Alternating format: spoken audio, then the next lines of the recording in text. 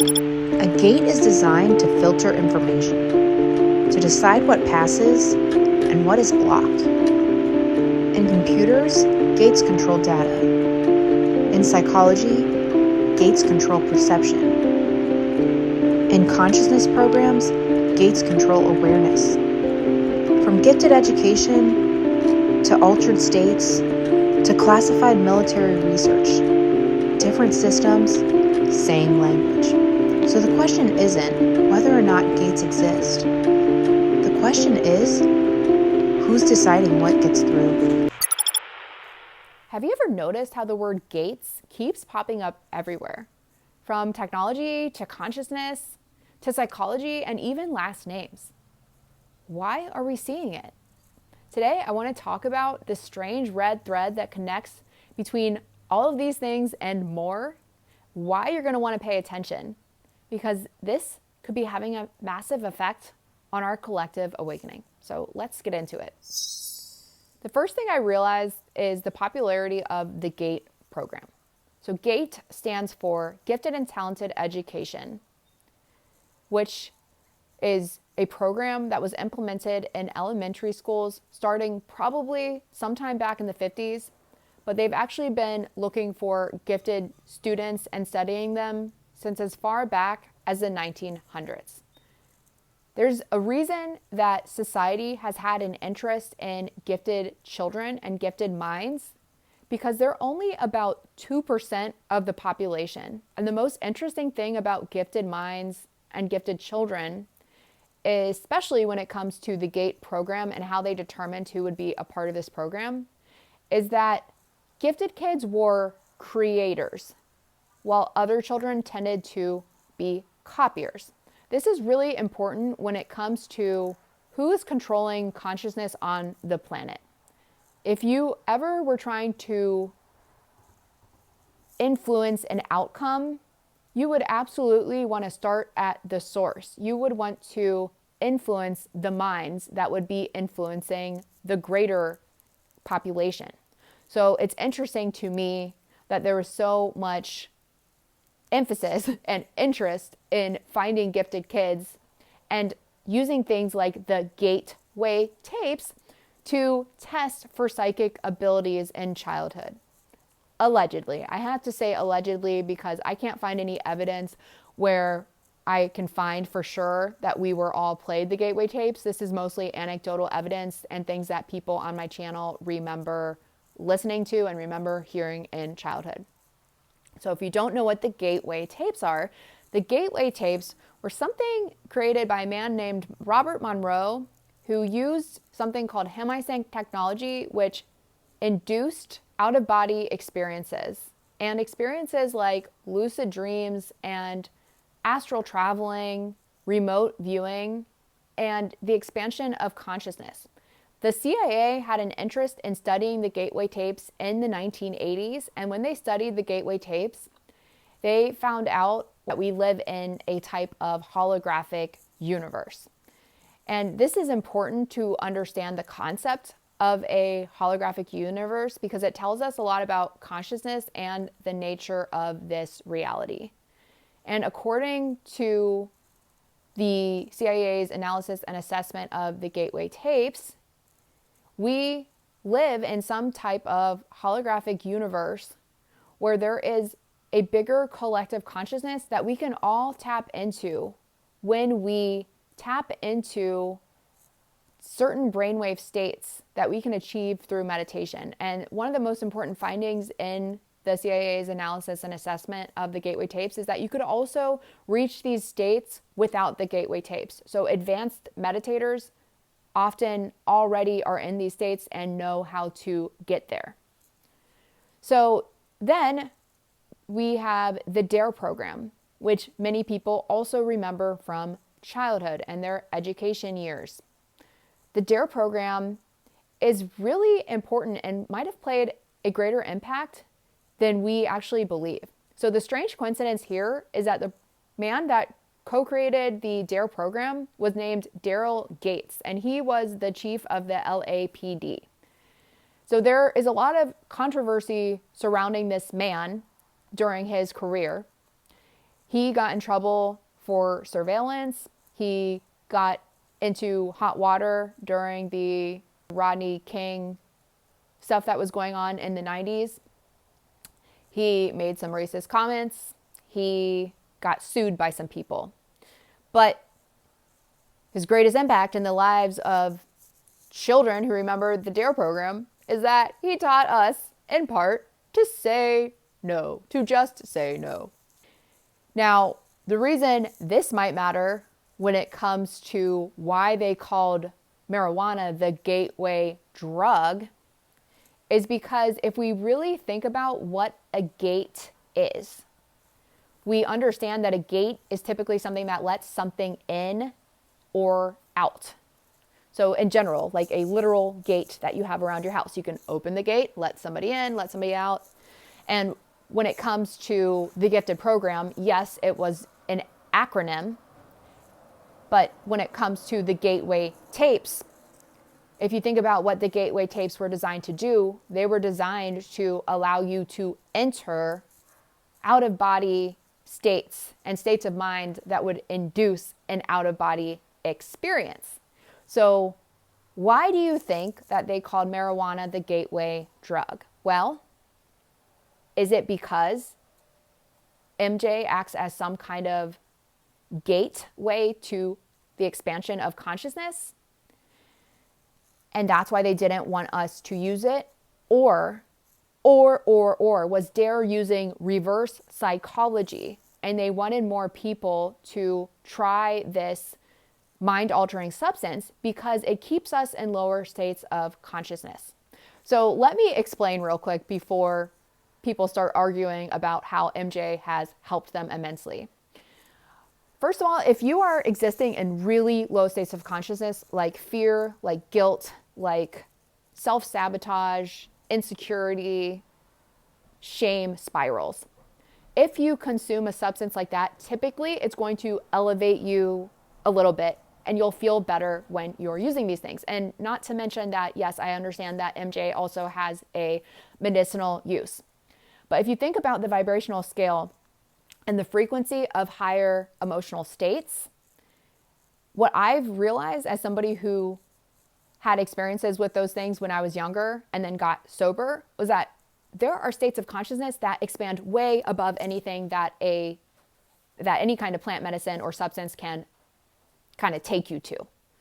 Not to mention that the second we have to start using this substance every single day to achieve a certain state of consciousness, we're already losing when we don't know how to get to that point within our own psyche. So I'm starting to ask, is the reason they called MJ a gateway drug because there was some kind of underlying motive to get people to want to try this using reverse psychology? Or again, as other people think, if we're looking back at what plant medicine is in general, and I'm talking about plant medicine in a respectful way, not in a way that most Americans are used to using it. Now, if you were to talk to a shaman, for example, they may only use these things on special occasions because they're using them as ways to interact with the natural world and to help us integrate an experience, not use the substance every single day to keep existing in different altered states all the time.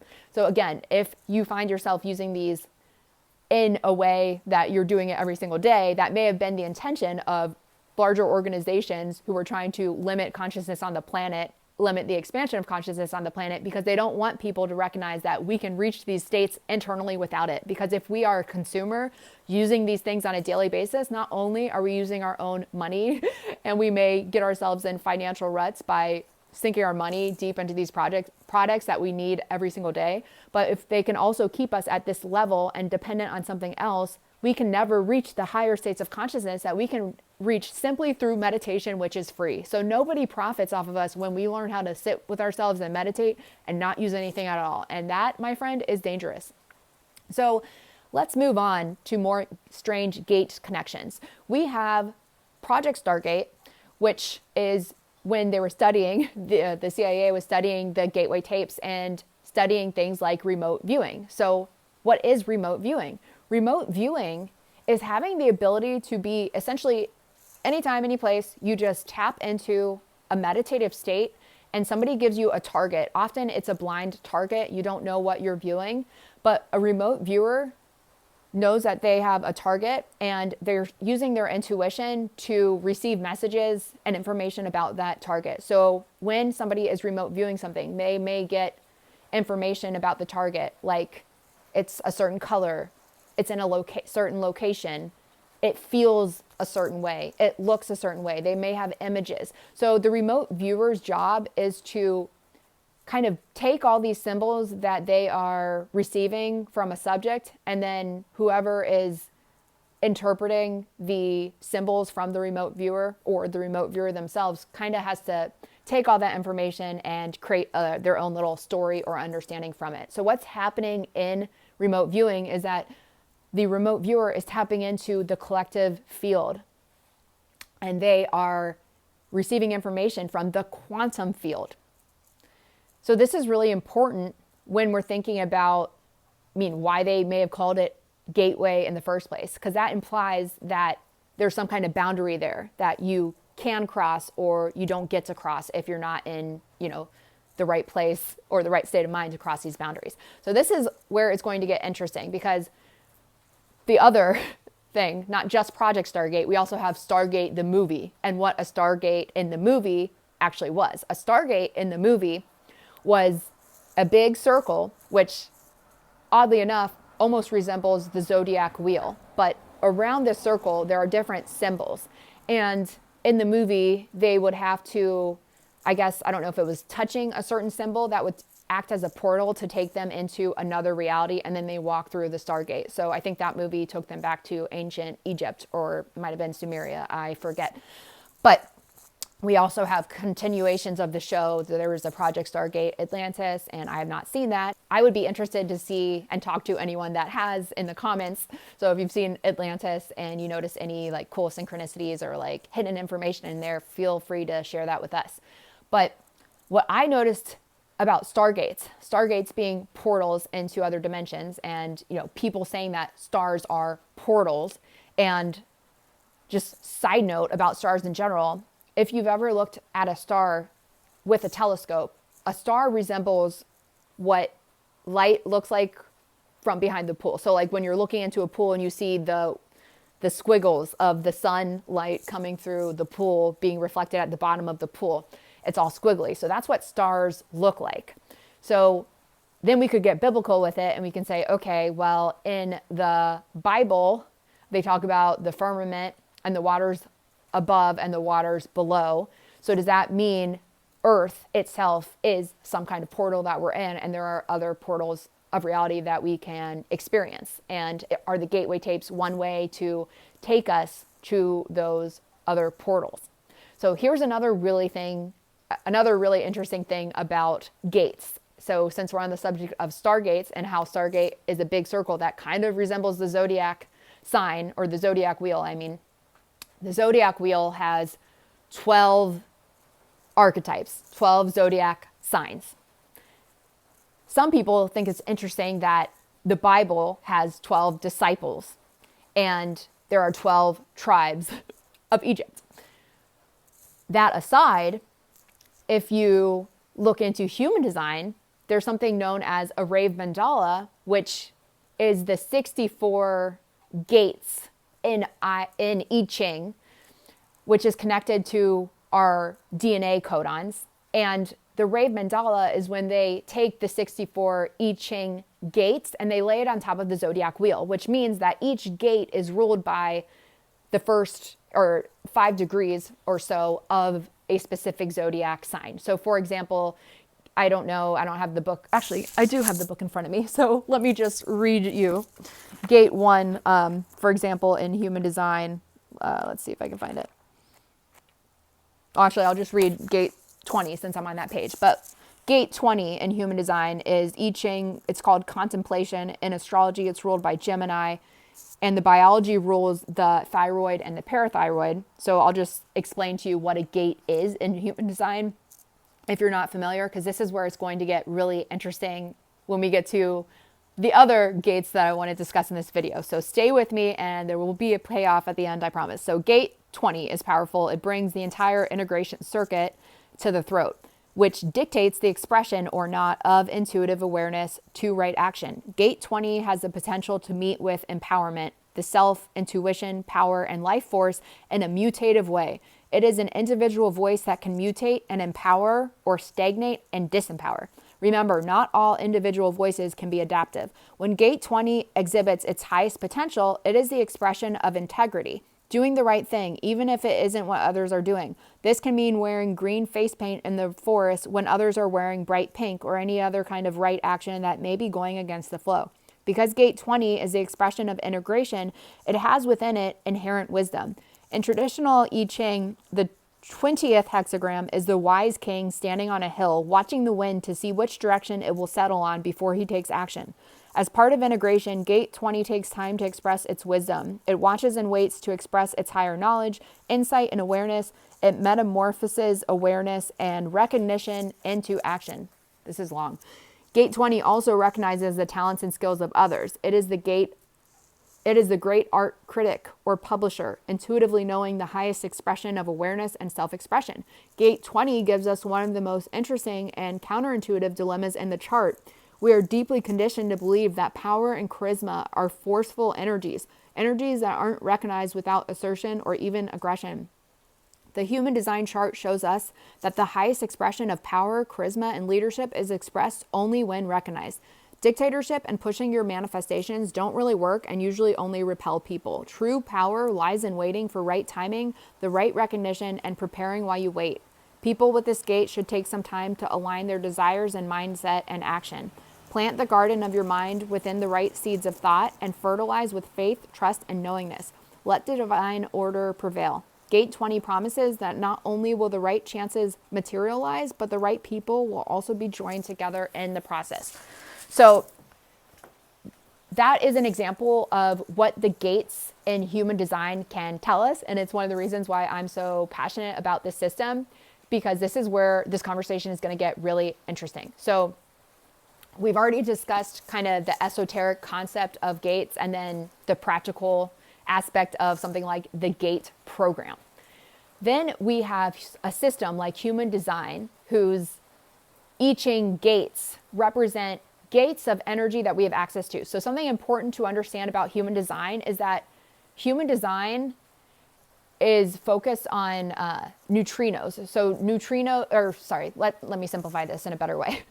According to human design, we all have a crystal of consciousness that is inside of us. We each have a unique crystal of consciousness. We have a design crystal, a personality crystal, and the monopole, which is where those two come together. So the light shines through a crystal in a unique and individual way for each and every one of us. And that's where we all have an individual chart when it comes to what gates are activated or not activated. And the gates represent, basically, I'll just show you actually a picture of a human design chart, because if you can see,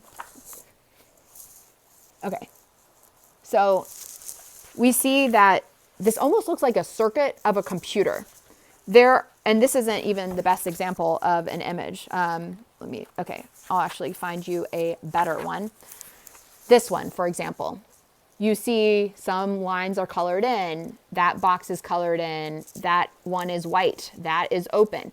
So these centers are open or closed, right? And what determines whether the centers are activated are whether or not there's a flow of energy connecting in the circuits. So that flow of energy is light.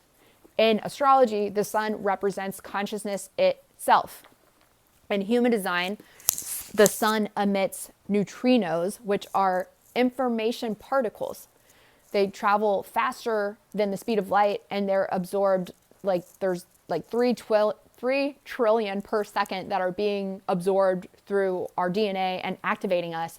So we're all being changed by these light codes as they are coming through or coming from the sun and stars and into the atmosphere. So our unique design crystal is what is reflecting that light in a specific way. So it's our body that is a makeup that has its own specific makeup that is projecting it in a different and particular way.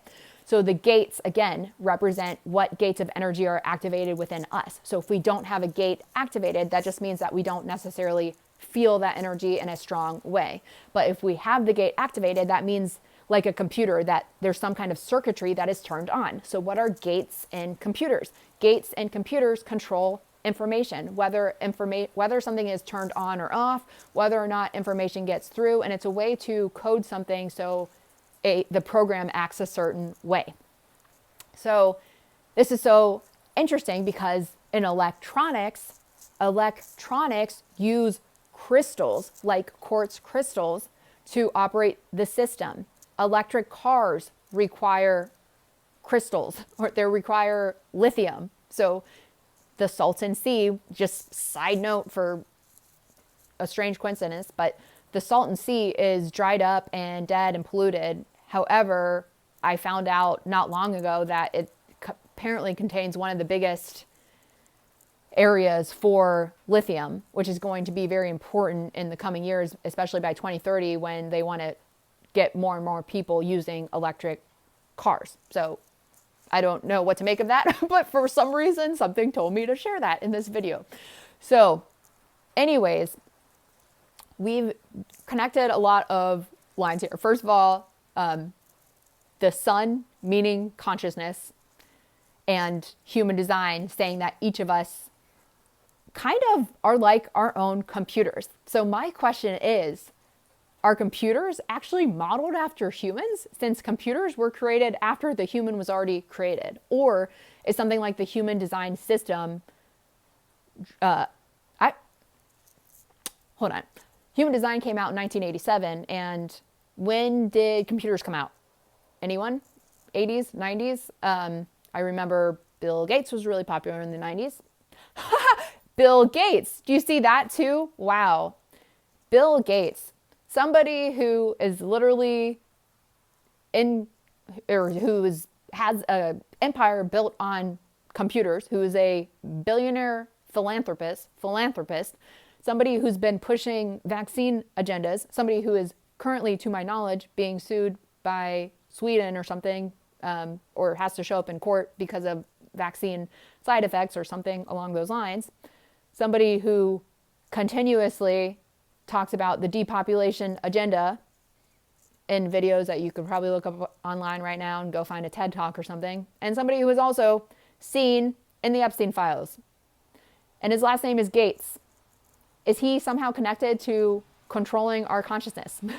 And if humans are literally like computers because we have a design crystal inside of us and our personality is activated by light, does that mean we're living in some kind of matrix or some kind of hologram? Is that why we're noticing all these strange synchronicities with words like Gates? Is that why somebody like Daryl Gates, who co-created the D.A.R.E program, trying to get people to use substances using reverse psychology so it dumbs us down? So in a way, was D.A.R.E trying to cap our consciousness and limit our consciousness? Were the gateway tapes something that can actually be used to advance our consciousness? But since the CIA got their hands on them, I don't know, there's a lot of sketchy videos out there about the gateway tapes saying like why we shouldn't be using them or why they may be more dangerous. I just made a video about that, and I don't have one opinion necessarily in one way or another. I think it comes down to the individual and their own personal relationship with the gateway tapes. I just have come to my own conclusions that I don't need them to achieve certain states of consciousness. I have found that plain raw dog meditation for about 20 minutes a day does a trick and has helped me learn how to remote view and tap into the collective energy field, the quantum field. So I think that is the last big question I have about gates and consciousness. And I would say it doesn't all lead back to Bill Gates, but that is a pretty big coincidence, if you ask me, that we see this word gates continue to pop up, some variation of the word, whether that's gate, gates, gateway, in consciousness, in computers, in technology, and in the esoteric. So it just makes me wonder, who's controlling all this? And do we have any control over this ourselves. So my opinion is like, yes, consciousness is an individual thing. And yes, there are a lot of people on the planet and organizations who don't want us to be conscious and fully awake, because then they would not be able to control us and they would not be able to profit off of us. But if we all started to wake up to the computer that is inside of us and how our energy field operates, which you can learn from the System of Human Design. So go do yourself a favor, buy yourself a book for $20 or book a reading with me. I've been studying for 5+ years now, and I do personal readings with people. And you can find the information at the link in my description of every single video if you're interested in working with me one-on-one. My readings usually take about 3 hours. So this is a pretty thick book. There's a lot of information in here, and it's fascinating when it comes to the evolution of humans. And what's so interesting about the System of Human Design is that the more and more you look at the human body graph, you see that we are kind of like computers. And then here is where we're going to take a conspiracy turn real quick, because I also made another video about a month or so ago about Monarch programming and computers, because there is a section in the book about Monarch programming that I always reference.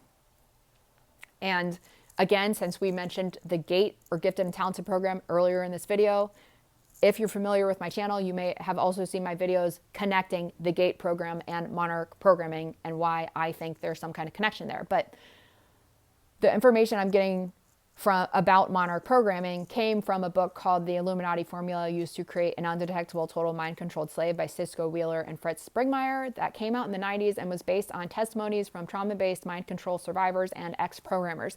And there's a large section in that book that talks about the mind and computer codes. And the first time I read the book, I kind of had a freak out, like, am I a clone? Are we computers? Is this a real-life Westworld? What is going on here? Why is he talking about these computer codes? And the B system and different codes that you can run, and omega codes and alpha codes. And it's like, what does all this mean? So some people say that that book was written symbolically and he was just using a computer, especially since computers were like, you know, the internet was first coming out in the 90s around the same time this book was coming out. So a lot of people think that maybe it was just a way to, it was just symbolism. But there's also probably people out there that interpret that literally, especially if they've seen movies like The Matrix and they've experienced reality as being some sort of simulation. I mean, if we want to go on another side rabbit hole, so for people who have felt like they have a handler or felt like they're being watched, or have ever experienced gangstalking, if you're familiar with the concept of gangstalking, that is when people have experiences like they'll see a car drive up at their house at a certain time. They'll see something on their phone pop up at a certain time, like somebody's been watching them. They'll see like a random stranger come up to them in a store and say something that only they would know. So that is how gangstalkers often explain explain their experiences. However, you could also look at it as if we're living in a matrix, which is like some kind of computer system. Well, computers run on algorithms, and obviously there's gates that have to be activated for certain information to come through. So what if consciousness itself and your experiences with things like gangstalking or like these negative things that we experience, what if it's some kind of algorithm thing that we're being served because we have activated a specific gate in the reality system or the computer of this simulation of life? So I don't really know. I just think that these ideas are fun to discuss, and I'm sure there are other gates and gateways that we haven't talked about. So if you have any other words that would connect to this topic, I would absolutely love it if you share it in the comments, and we can continue the conversation, continue talking about the synchronicities with the word gates, and why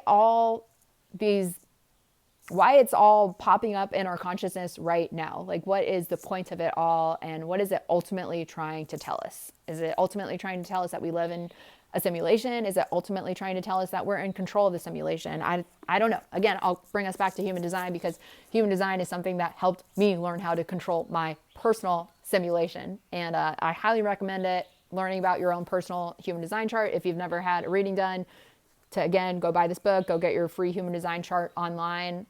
Just Google free human design chart, or come to me for a reading and I will interpret your chart for you and teach you all about this amazing system. So let me know in the comments what you think about this topic, and if you've noticed any synchronicities with gates in your own life or own reality. And thanks for watching. I will see you guys in the next video.